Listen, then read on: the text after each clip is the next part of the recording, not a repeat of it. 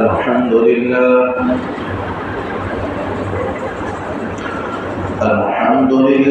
نحمده ونستعينه ونستغفره ونؤمن به ونتوكل عليه ونعوذ بالله من شرور أنفسنا ومن سيئات أعمالنا من يهده الله فلا مضل له ومن يضلله فلا هادي له ونشهد أن لا إله إلا الله وحده لا شريك له ونشهد أن سيدنا وسندنا وشفيعنا ومولانا محمدا عبده ورسوله أما بعد فأعوذ بالله من الشيطان الرجيم بسم الله الرحمن الرحيم لقد كان لكم في رسول الله أسوة حسنة وقال الله تعالى ربنا وابعث فيهم رسولا منهم يتلو عليهم آياتك ويعلمهم الكتاب والحكمة ويزكيهم إنك أنت العزيز الحكيم صدق الله مولانا العلي العظيم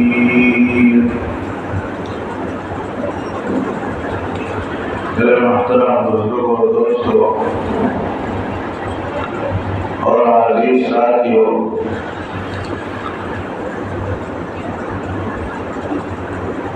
रबीउल अव्वल का महीना शुरू हो चुका है।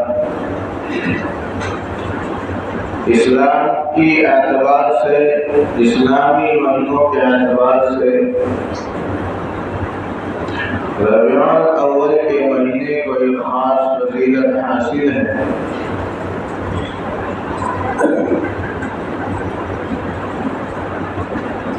वो फजीलत क्या है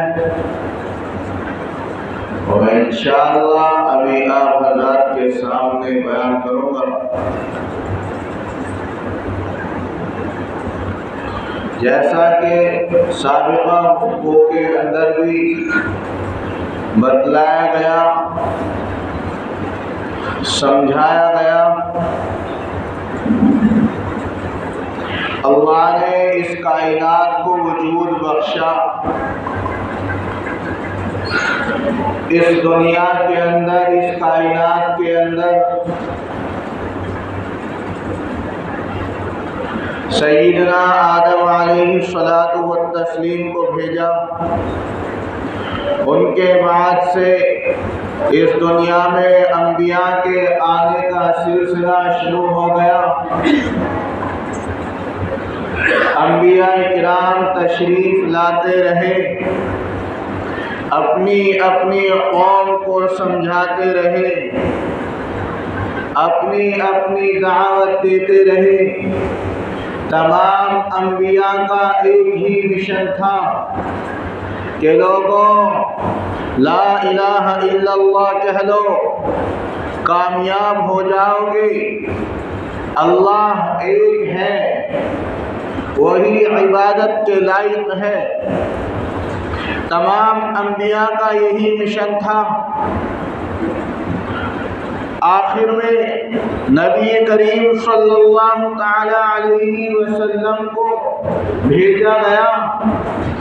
आपकी बिअसत हुई और आपकी बिअसत इंसानों के लिए, जानवरों के लिए, पूरी कायनात की जानदार या बेजानदार जितनी भी अशिया, जितनी भी चीज़ें हैं, तमाम के लिए सरापा रहमत थी। नबी अलैहिस्सलातु वस्सलाम की बिअसत ऐसे माहौल के अंदर हुई, ऐसे माहौल में हुई कि जिस माहौल के अंदर भाई को बहन का नहीं पता था, औरतों की कोई इज्जत नहीं थी, उनकी इस्मत दरी की जाती थी। उनको मारा और खसोटा जाता था, उनकी कोई कदर नहीं थी। अगर लड़की घर में पैदा हो जाए तो उनको जिंदा कत्ल कर दिया जाता था। चारों तरफ गंभीर घटा छाई हुई थी, जुल्म बर्बरियत छाई हुई थी। अरबों की घुट्टी में शराब नोशी पड़ी हुई थी। अरबों को भाई बहन का फर्क नहीं समझ आ रहा था।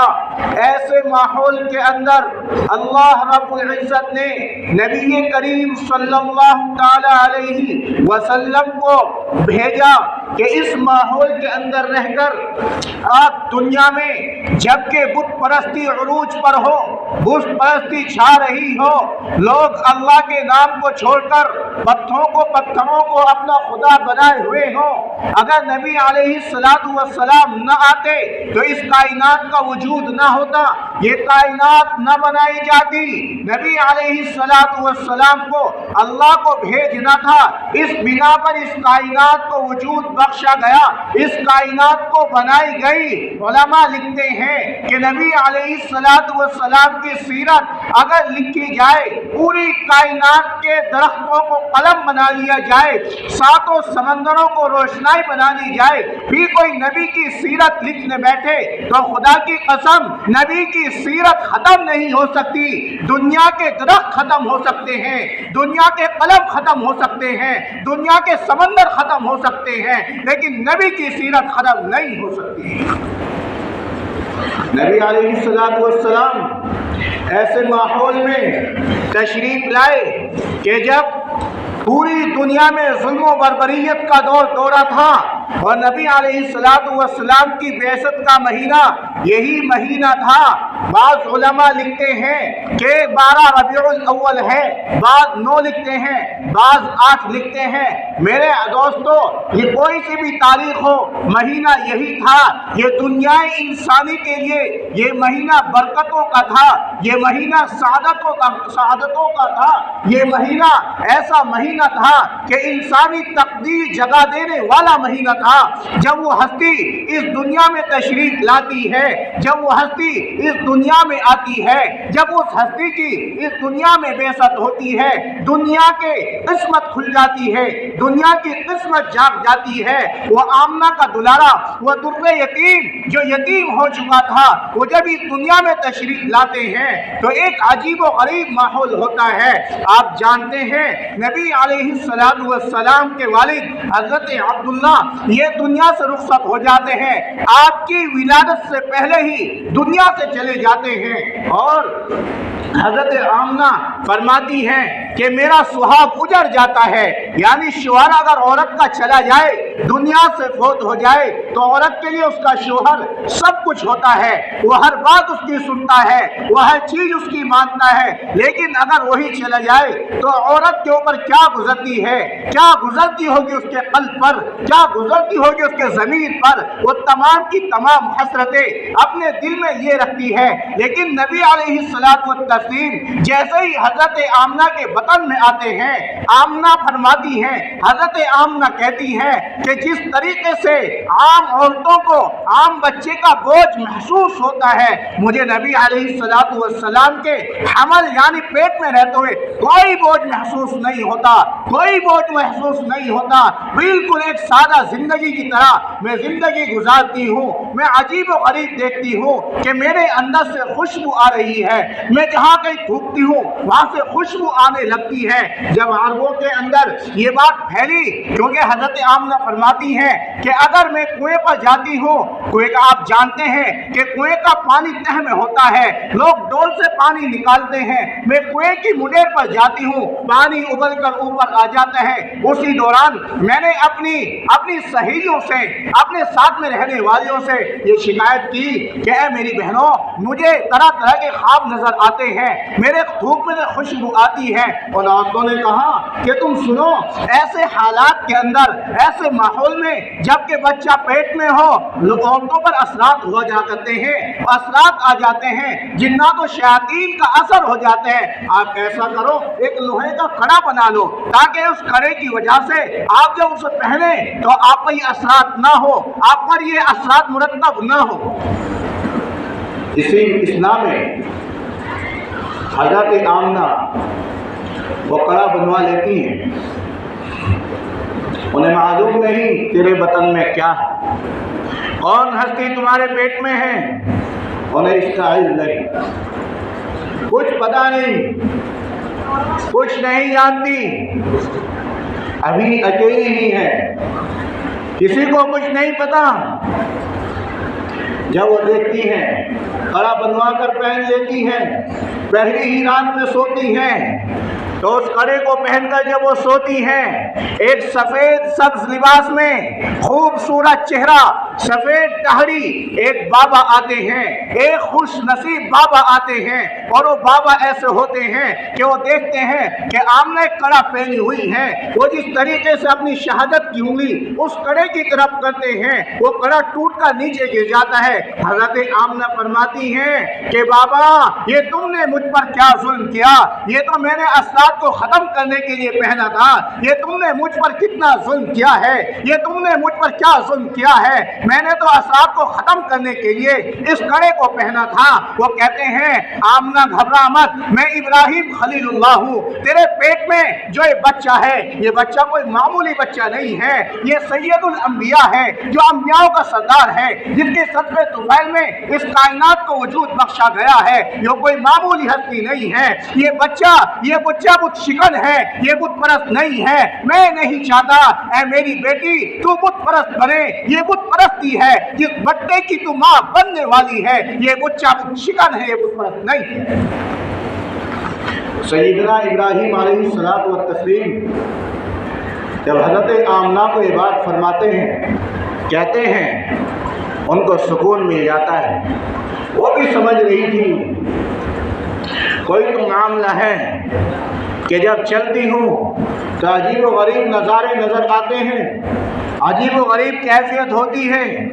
इतने में ही अरब के अंदर, क्योंकि हज़रत अब्दुल मुत्तलिब बड़े सरदार थे, अरबों के सरदार थे, बड़े सरदारों में बैठते थे। औरतों में छेमी गोइयाँ शुरू हुई कि अब्दुल मुत्तलिब की बहू, बेटे की बीवी, ये बेवा है, लेकिन खुशबू इतनी खतरनाक आती कहाँ से है, इत्र लगाती कहाँ से है, ये कहाँ से इतना खतरनाक इत्र लेकर आती है। ये छेमी गोइयाँ शुरू हुई। हज़रत अब्दुल मुत्तलिब ने अपनी बीवी यानी नबी अलैहिस्सलातु वस्सलाम की दादी से फरमाया कि जरा बहू से पूछो कि शोहर का तो इंतकाल हो गया, लाया में कोई खुशबू आज तक घर में नहीं, मेरी ये बहू खुशबू लगाती कहाँ से है, हम बदनाम हो जाएंगे, अरब के लोग हमें बदनाम कर देंगे। हज़रत अब्दुल मुत्तलिब की अहलिया अपनी बहू के पास आती है और कहती है जो अभी वो पूछना चाहती हैं लेकिन हिम्मत नहीं होती, रौब इतना होता है, जलाल इतना होता है कि उनकी हिम्मत नहीं होती कि हज़रत आमना से बात कर सके, मुलाकात कर सके। वो कहती हैं अपने शोहर से कि आप सुनिए कि हमारी बहू के अंदर इतना जलाल है, मैंने बारहा बात करने की कोशिश की है लेकिन मुझे बात करने की हिम्मत नहीं होती। ये जलाल था, ये रौब था उस हस्ती का जो पेट के अंदर नशो नुमा हो रही थी, जो पेट के अंदर तशरीफ फरमा थी। एक मर्तबा हज़रत दादा अब्दुल मुत्तलिब खुद और अपनी बीवी के साथ जाते हैं, अपनी बहू को बुलाते हैं, ए बहू जरा तुम ये बताओ ये इत्र लाई कहाँ से हो। हज़रत आमना की आंखों से आंसू जारी हो जाते हैं, आंसू बहने लगते हैं। हज़रत आमना अपना सर उठाती है, कहती हैं अब्बा जान मेरा शोहर फौत हो चुका, आप भी कोई खुशबू नहीं लेकर आए, अम्मा ने भी कोई खुशबू लाकर नहीं दी। अगर मैं आपको वाक़यात बताऊंगी आप मुझे पागल कहेंगे, आप मुझे दीवाना कहेंगे, आप मुझे मजनू कहेंगे। आओ सुनते चले जाओ। जब मैं रास्तों से गुजरती हूँ ईंट रोड़े मेरे पाँव के नीचे आते हैं तो अल्लाह की कसम वो ईंट रोड़े रुई के गालों की तरह हो जाते हैं, वो बिल्कुल नरम हो जाते हैं। आओ इससे आगे चलो।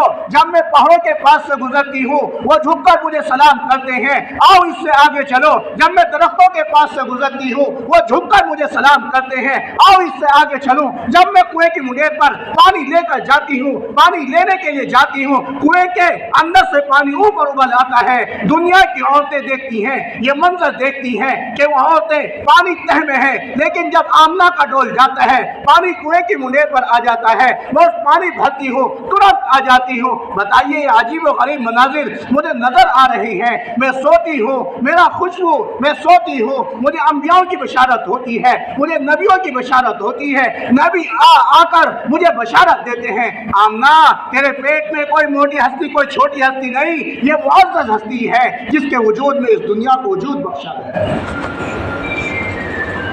हज़रत अब्दुल मुत्तलिब ने ये बात सुनी, वो भी समझ गए हमारी बहू ये छोटा मोटा बच्चा देने वाली नहीं, ये दुनिया की उस हस्ती, उस अजीम हस्ती को वजूद बख्शने वाली है, उसकी विलादत करने वाली है जिसका हमें कोई तसव्वुर ही नहीं।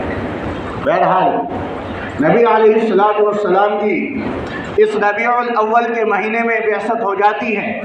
आप तशरीफ़ ले आते हैं। हुज़ूर करीम सल्लल्लाहु तआला अलैहि वसल्लम जब तशरीफ़ लेकर आते हैं, हज़रत आमना खुद फरमाती हैं कि मेरे पास में दो औरतें होती हैं, अब्दुर्रहमान इब्न औफ और उस्मान इब्न अबी आस की वालिदा, वो बैठी होती हैं। इतने में ही दो औरतें आती हैं जिसका अल्लाह ने दराज कद बनाया है, बड़ी हसीन और जमील है, लंबा कद है। वो दस्ता अल्लाह ने मुकर्रर किया है जो अपना एक नाम बताती है, हज़रत आसिया।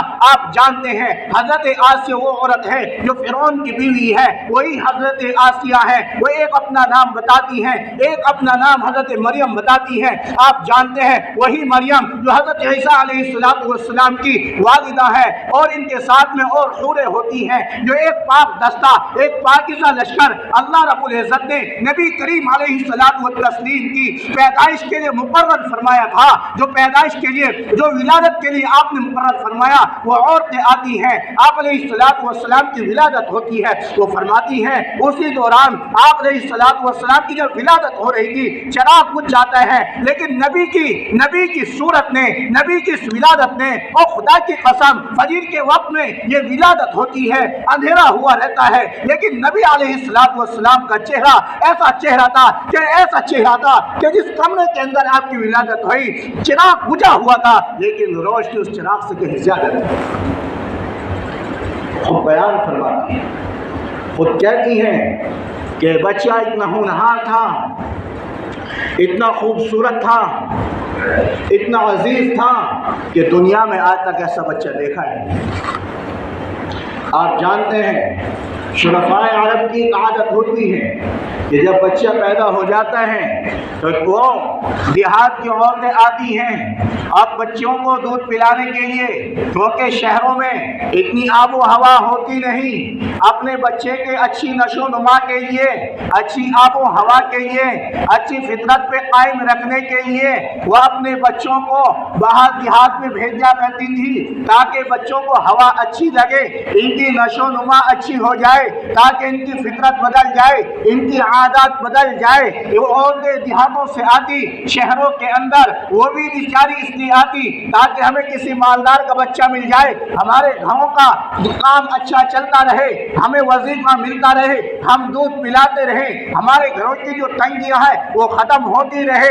एक औरतें आती हैं, मालदार बच्चों को ले जाती हैं, एक बच्चा बचता है जो आमना का दुर्रे यतीम है, जिसके कोई बाप नहीं, सिर्फ दादा है, जिसके कोई ऐसा कफालत करने वाला नहीं। आप देखते हैं कि औरतें आती हैं, जो पहले औरतें आ जाती हैं वो मालदार बच्चों को लेकर चली जाती हैं। सबसे बाद में हज़रत हलीमा आती हैं, उनके शौहर हज़रत हारिस होते हैं। वो देखते हैं कि अब अरब के तमाम बच्चे, मक्का के शहरों के तमाम बच्चे, वो तमाम औरतों ने ले लिए, जो मालदारों के बच्चे हैं वो सब ले लिए, अब एक बच्चा बचा है, वो सिर्फ दुर्रे यतीम।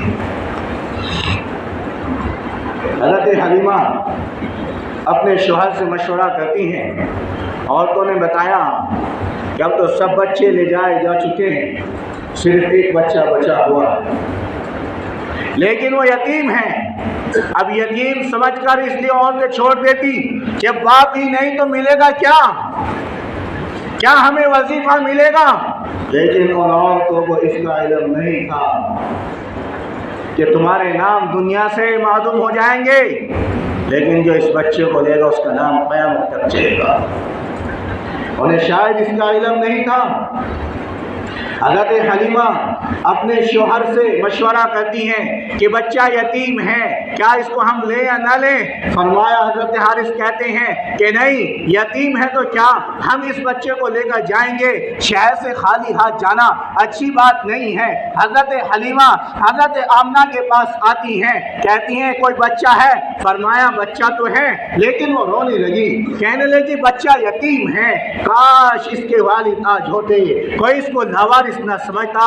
हज़रत हलीमा कहती हैं जरा मुझे दिखाओ तो सही बच्चा कैसा है। खुद हज़रत हलीमा का बयान है, वो फरमाती हैं कि जिस तरीके से मैंने बच्चे को सब्ज लिबास से हटाया, यानी सफ़ेद लिबास से हटाया, तो बच्चे का चेहरे अनवर खिला हुआ था, ऐसा हसीन व जमील था कि खुदा की कसम दुनिया में ऐसा हसीन व जमील बच्चा आज तक मैंने देखा नहीं। जिब्राइल कह रहे मैं भी मशरिक़ से लेकर मशरिक़ तक, मगरिब से मशरिक़ तक घूमा, मैं जुनूब से शुमाल तक घूमा, मैंने आज तक कोई बच्चा ऐसा नहीं देखा। ऊपर अल्लाह कह रहा है, अल्लाह फरमा रहा है तुमने देखा नहीं, मैंने लाड़ ऐसा पैदा किया ही नहीं, मैंने आज तक ऐसा कोई लाड़ पैदा किया ही नहीं। हज़रत आमना बच्चे को ले लेती हैं, अपने खीमे में लेकर जाती हैं, अपने खीमे में रखती हैं। हज़रत आमना की छातियों में दूध नहीं, हज़रत आमना की ऊँटनियों के पिस्तानों में दूध नहीं, उनके थनों में कोई दूध नहीं, तमाम के तमाम खुश। लेकिन नबी अलैहिस्सलातु वस्सलाम जैसे ही गोद में आते हैं, नबी अलैहिस्सलातु वस्सलाम की बरकत ये थी कि हज़रत आमना की छातियों में दूध शुरू हो गया, ऊँटनियों के थनों में दूध आना शुरू हो गया। हारिस फरमाते हैं कि खुदा की कसम जिस दिन से हमने ज़िंदगी गुजारी है, जिस दिन से दुनिया में वजूद बख्शा है, जिस दिन से दुनिया में आए हैं, नबी अलैहिस्सलातु वस्सलाम के गोद में आ जाने के बाद पहली रात हमारी ऐसी थी कि हम सुकून के साथ सोए। हमारा ये बच्चा, क्योंकि हज़रत हलीमा के अपना बच्चा था, हमारे बच्चा हमें रात भर जगाया करता था, हमारे पास दूध नहीं होता था, पानी पी पी कर हम जिंदगी गुजारा करते थे, क्योंकि दूध खुश्क हो चुका था, हमारे ऊँटनियों के थनों में भी दूध खुश्क हो चुका और माँ का भी दूध खुश्क हो चुका। लेकिन नबी अलैहिस्सलातु वस्सलाम जैसे ही दुनिया में तशरीफ लाए और हज़रत हलीमा की गोद में गए तो दूध की नहरें बहने लगी, बर्तन तमाम के तमाम पूर्ण हो गए। ये नबी अलैहिस्सलातु वस्सलाम की बरकत थी, ये आपकी बेइज्जत की बरकत थी, ये आपकी बरकत थी। आप जानते हैं, आपने बारहा सुना होगा कि हज़रत हलीमा की ऊँटनी बहुत ज़ईफ़ थी, बहुत कमज़ोर थी, जिस बिना पर वो बहुत पीछे रह गई थी। अब उन्होंने अपने गांव जाने का इरादा किया। वो हज़रत हलीमा, एक रिवायत के अंदर है कि हमने हुज़ूर करीम सल्लल्लाहु ताला अलैहि वसल्लम को बीच में ले लिया, पहले हारिस बैठे, फिर बच्चे को गोद में लिया, फिर पीछे में बैठी, लेकिन हमारी ऊँटनी खड़ी नहीं हुई। मैंने हारिस से कहा, हारिस ये हस्ती कोई छोटी मोटी हस्ती नहीं है, ये बच्चा कोई छोटी मोटी हस्ती नहीं है, ये बहुत बड़ी हस्ती है। हम शायद हमारी ऊँटनी इसलिए नहीं उठ रही कि हमने इसे बीच में लिया है और आपकी पुष्ट इसके चेहरे की तरफ है। हम ऐसा करते हैं, बच्चे को आगे रखते हैं, फिर देखते हैं हमारी ऊँटनी खड़ी होती है कि नहीं। वो ऐसे ही करते हैं, जैसे ही हारिस बच्चे को गोद में लेते हैं, आगे रखते हैं, ऊँटनी तुरंत खड़ी हो जाती है, फिर दौड़ना शुरू कर देती है। दूसरी रिवायत के अंदर है कि ऊँटनी खड़ी होती है, बैतुल्लाह का तवाफ करती है, सजदे करती है, फिर चलने लगती है। अब जो औरतें बच्चों को लेकर, जो औरतें मालदार बच्चों को लेकर पहले ही निकल चुकी थी, 3-3, 4-4 दिन पहले जा चुकी थी, आप यकीन करें कि वो बहुत आगे चली गई होंगी, वो बहुत आगे जा चुकी होंगी। हज़रत हलीमा की सवारी इतनी तेज रफ्तार हो जाती है, ये ज़ईफ़ ऊँटनी इतनी तेज रफ्तार होती है कि धूल उड़ाती हुई उन औरतों को पीछा छोड़ देती है। और वो औरतें कहती है, हलीमा क्या तूने सवारी बदल दी है? फरमाया, ना सवारी नहीं, सवार बदल दिया है। अब सवारी नहीं, सवार बदला है। ये नबी अलैहिस्सलाम की बरकत है। नबी अलैहिस्सलाम की जब बेइज्जत हुई, हज़रत आमना को बड़ा हसरत हुई, बड़ी आरज़ू हुई, जैसे कि एक औरत को होती है कि काश आज इसके वालिद होते तो खेलने के लिए खिलौना लेकर आते, काश इसके वालिद होते अच्छे कपड़े लेकर आते।